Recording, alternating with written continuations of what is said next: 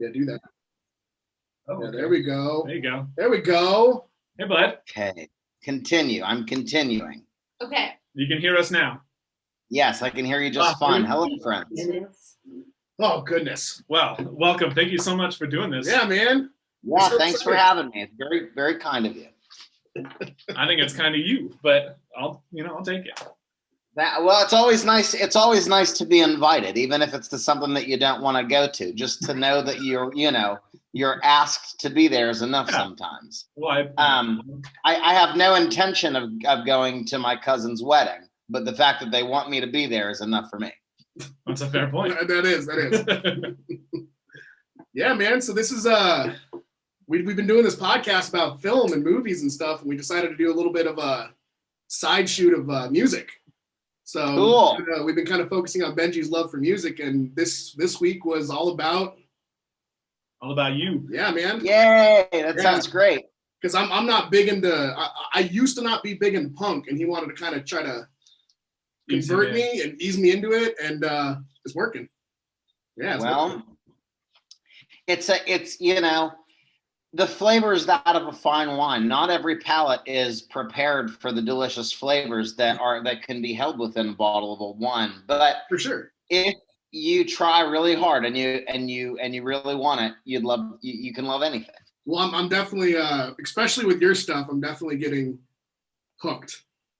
Wow, well that's great. Yeah, I'm glad. Make sure it's still going. Okay. You good? Yeah. All right. Just making sure that we're recording everything we need to be. Yeah, I think yes, it says record. Cool. All right. So I'm gonna say a little intro and introduce you, just so we can have that on record. So okay. Got it all down? I got it all down. Nice. All right. So always the part that makes me uncomfortable. Just got to do it. Welcome to the B-Listers B-Sides. This is a once-a-month episode where we take a break from movies and talk about my biggest passion, music. This month, we're not only discussing one of my absolute favorite albums of all time, the Homeless Gospel Choir's 2014 album, I Used to Be So Young, but we also have a very special guest as well, the Homeless Gospel Choir himself, Mr. Derek Zanetti. How are you? Hello. Bill? I'm doing great. I built a new desk in my office just yesterday, and there's a mechanical lift on it. So check this out. I'm not doing anything. The desk is just going down on its own. That's amazing. I've never had a desk of my own. The only desks I've had have either built out of wood from pallet wood or I got one out of the trash. So this is my first time getting a chance to pick my own, pick my own desk, and I am thankful for it. Nice. That's cool. How's the big move going? Are you guys fully moved in yet? Yeah, well, most of it. I'd say that we got one more trip to go back to Pittsburgh, and that's just to get the little things that you just have to have. Right.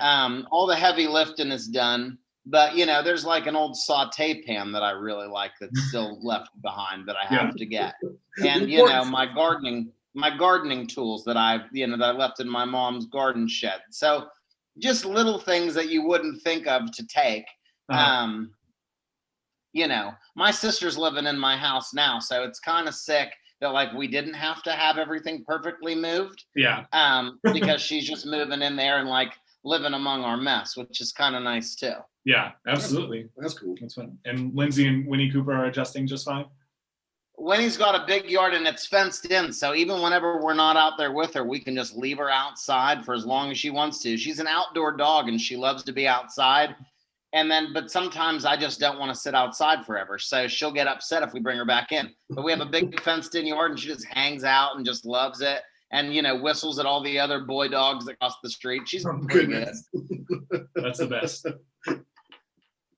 So as I mentioned before, we are talking about I Used to Be So Young, which I did a little research on this because that's just what I like to do. But I discovered that, so the first time I ever heard any of your music was on Tumblr, where Chris 2 from Anti-Flag reblogged the music video for Armageddon.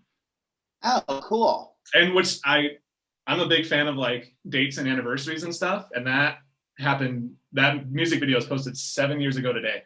Oh, what? Get out of here. Yeah. That's so cool. That's so cool. That's so cool. I couldn't have planned that any better if I tried. Yeah, heck yeah. Oh man! 7 years ago today, the music video for Armageddon came out. I'm gonna write that down right here. July 1st. July 1st. Came out in 2014.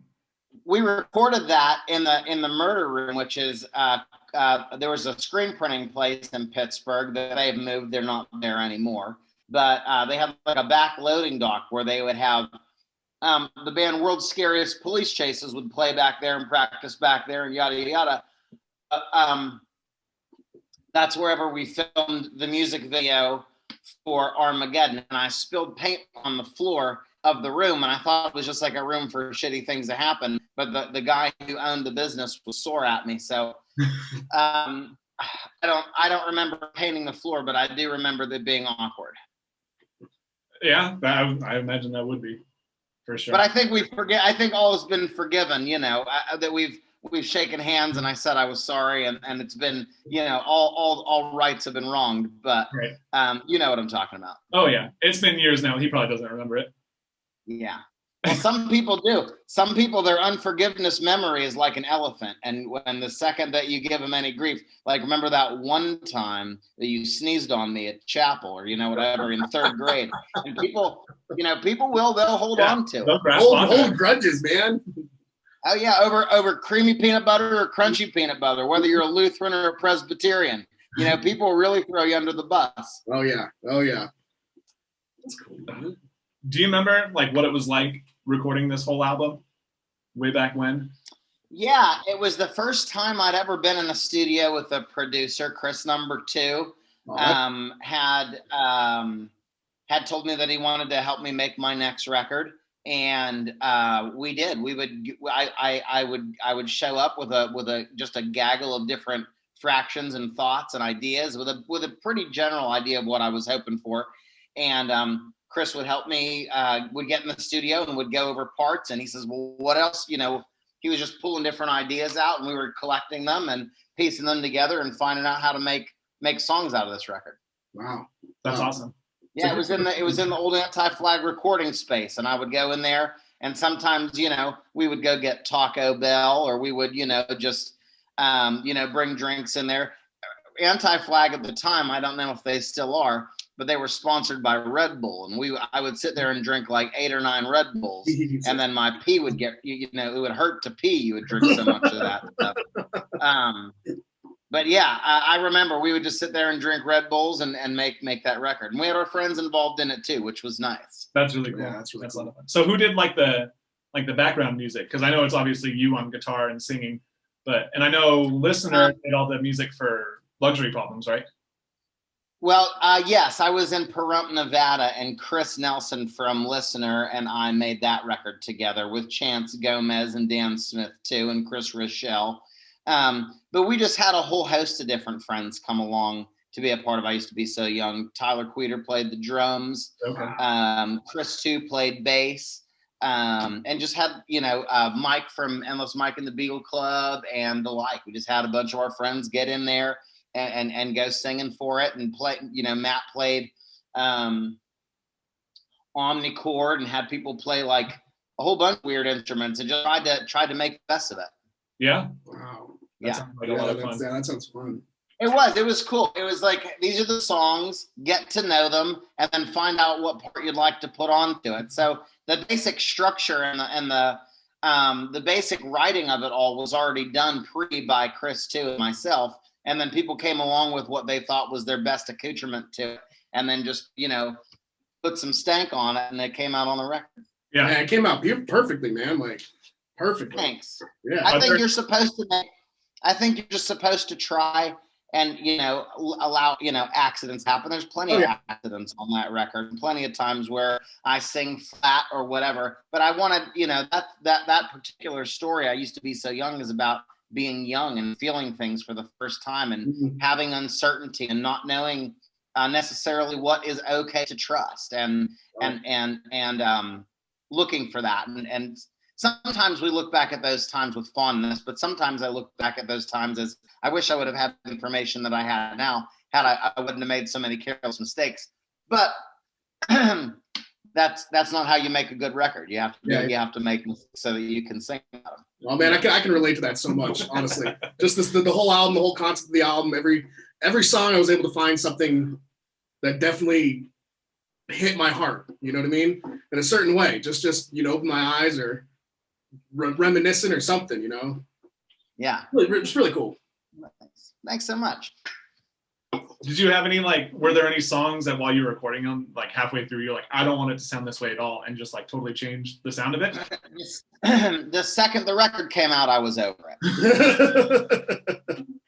I don't know what it is about me, but I have no time to look back. The second that the thing is out, I no longer have any responsibility for it. I feel like this is how I felt. I have to be true to that. And now that it's out, even my opinion about it doesn't matter. Yeah. That way, you don't think about playing a wrong note or, I think I would have. I love it. I love that record. I toured on that record for 3 years, which is a long time to tour just on one record. I played in the U.S., hundreds of shows in Europe, in Russia, just a whole bunch on this record by itself. And just playing those songs and getting to know people and sharing that story. And doing it this way made me begin to think about what it would be like to be in a full band. Because I just played so many shows by myself with my acoustic guitar. I was just thinking about, wouldn't it be sick if down the road this other thing could happen? Yeah. And it wasn't the next record, but the record after that, full band, baby. Oh, yeah. Oh, man. Man, I think I saw you 2 or 3 times after I Used to Be So Young came out, before Normal came out. I think I saw you 2. Yeah. You were at that terrible show in New Mexico. That's true. One of the only ones. A terrible show in New Mexico where nobody talked to me but you. Oh, that's messed up. They didn't like it. Yeah. I've never had zero feelings before, and that show gave me zero feelings. I know that I played songs. I know that people watched, but that's all I know. There's a big, huge void in my mind about I can tell you how every other show I've ever played smells, the people that I met there, what type of soda they had on their soda gun. Sometimes my memory is great, but for that show, I don't know. I was glad you showed up. If you didn't show up, I wouldn't have known anybody. That's true. Yeah, but most New Mexico is not a very good audience when it comes to shows. Well, yeah, I can promise you that. Las Cruces is either partying college kids or homeschool church kids. I think the homeschooled church kids were there. Whenever you start to say things about, politics, they weren't liking the politics. They weren't for it. I do have a couple. And once you jump into it, there's no skipping out. Once you're into it, you might as well just do it. So wait a second, these people don't like my songs. Well, fuck them. I guess I'm not going to stop now. I have a couple of videos from that show. And it's you just standing in the middle of the crowd, and everybody is just standing around you just like this. It's gosh, yeah, man, it was tough. And it was fun. I was so excited, and Lee was stoked, and it was just we just get into it. But everybody else is just when's listening? Those make a good show so much better though too, because you can't, you don't hit a home run. Even Babe Ruth struck out, so they can't all be great. That's true. But the ones that are super crummy make the ones that are great that much better, I think.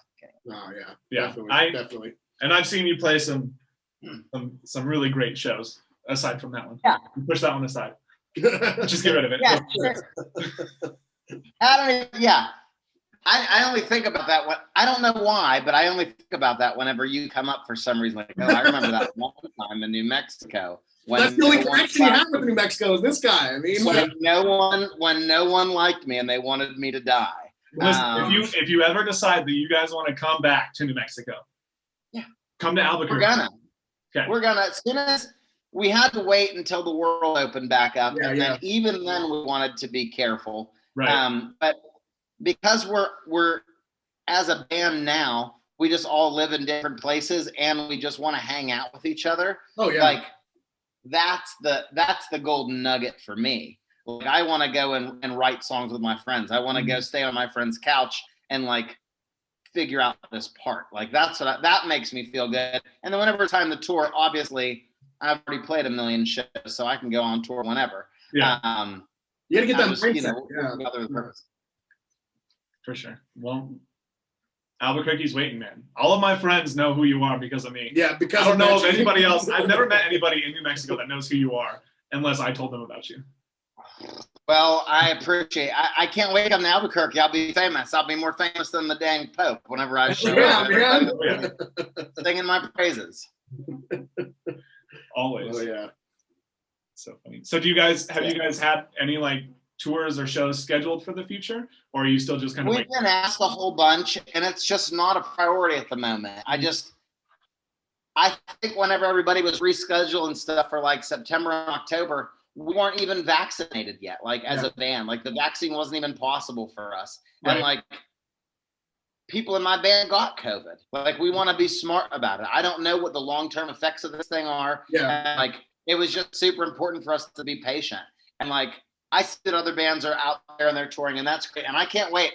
I already bought tickets to go see the Pixies when they come to Pittsburgh. I'm super duper stoked. That's awesome. But I'm in no rush. When it's our time to do it, we'll do it, and it'll be great. But I'm taking some joy and some comfort, and like tour is also like a very pressure. There's a lot of pressure, and there's a lot of anxiety that comes along with being on tour. That like it's nice to not have to think about everybody who's getting into the mix right away. Yeah. Right. Yeah.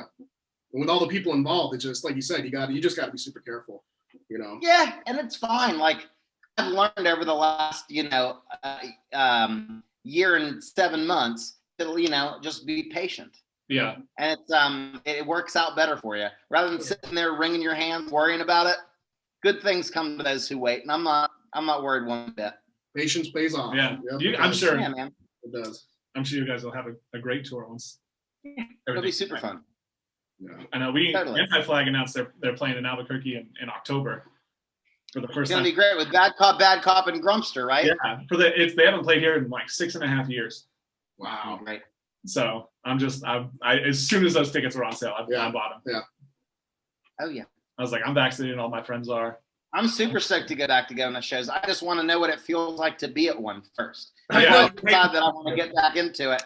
Let me feel it out. Let me, Yeah. I want to know my options, kind of. Yeah. I know in New Mexico, shows have been happening like left and right, just like small local ones, like constantly. And even like today, like our governor like reopened the whole state. So we'll see. I don't know. I'm still not totally comfortable. Yeah, I'm not comfortable. I mean, he says locally. I mean, all the local bands that I know have actually already played their first shows, and I keep asking around what it's like, what are they doing, what's. And they're like, oh, it's just like normal, and I'm like, that kind of makes me a tad bit nervous still, So we'll see. Hopefully, in the next couple months, it'll be a little bit better, but. Yeah, when it's our time to shine, we'll know about it. Oh hell yeah, absolutely, definitely. Yeah. So going back to the record, was it when you were recording it with like a bunch of people that you just kind of invited in? Was it similar to the feeling of recording like "This Land Is Your Landfill" with the whole band, or like? No, it was very different. This Land Is Your Landfill had a whole concept to it and like a structure of how the songs were going to go and how I was able to see it at the end. And I Used to Be So Young didn't have that same type of a feel. Right. Chris and I really curated those songs so that people could come along and participate in them and celebrate in them. But this was This Land Is Your Landfill had a definite beginning and a definite end to my thought process, where I Used to Be So Young didn't. I kind of could have dreamt anything up to make I Used to Be So Young, and This Land Is Your Landfill had a more specific type of an agenda with it. Okay, so kind of like more along the lines of Normal, where it kind of you followed a more specific agenda. Yeah, that makes sense. For sure. Yeah, that's fun. So when you wrote the songs for I Used to Be So Young, I know from when I started listening to you, I went back and I just watched like a whole bunch of YouTube videos of you playing, because the only album that was out at that time was Luxury Problems. I know that some of the songs on that album you've had for years, that you were playing for at least a while before that album came out. So were there songs that you wrote like specifically for this album, or was it just like a compilation of ones that you had that you just kind of worked together? I played a show I'm trying to think. I played a show with the Green Day cover band. Chris number 2 from Anti-Flag also plays in the Green Day cover band with Josh and with Tyler from White Wise. Yeah. And at that show, he was like, go ahead and, we talked about it afterwards, and he was going out on tour, and he said, whenever we get back, have some songs together and we'll go over them. And that's what I did. I had a bunch of different ideas and a bunch of odds and ends. And like for the next month and a half, I kind of put all those songs together in a more cohesive type of an idea. And I showed up there with him with a good couple dozen of songs. Yeah, Wow. That's really cool. Yeah, wow. I've always wondered about that, just because I knew that some. And there were certain songs like Capitalismo and the Holiday song that had come out prior that didn't have a sound recording or didn't have the feel that I wanted to achieve, and I was able to do that with Chris for sure. Yeah, Oh, wow. That's really cool. Yeah. That sounds like a lot of fun. Just the whole sounds stressful, but like also like a lot of fun. Yeah, I mean, if the goal is to have a shared experience, just having more people involved in it just sounds like a natural thing to do. Right. Hopefully, the Homeless Gospel Choir's a sound. Any band that you like, whether it's this one or Anti-Flag or whatever, they provide a soundtrack to your life.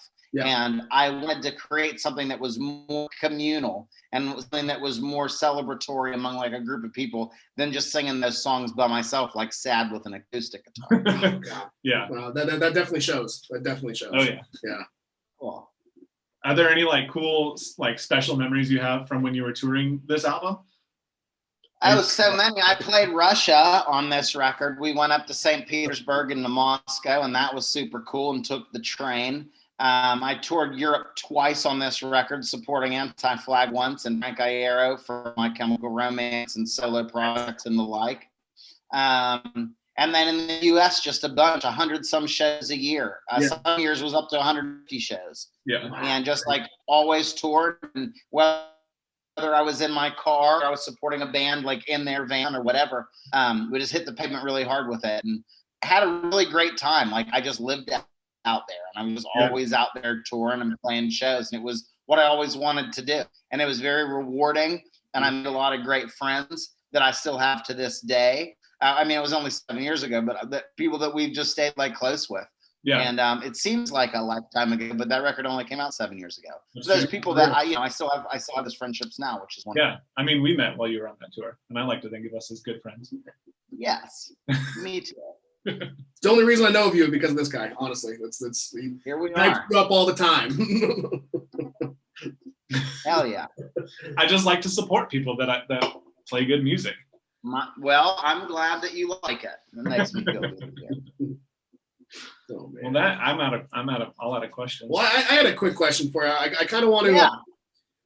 For people out there, for listeners out there that either are just finding you or don't know about you, what would your message be to them? That's kind of what I want to know, because you have a lot of good statements throughout your songs, which I can relate to.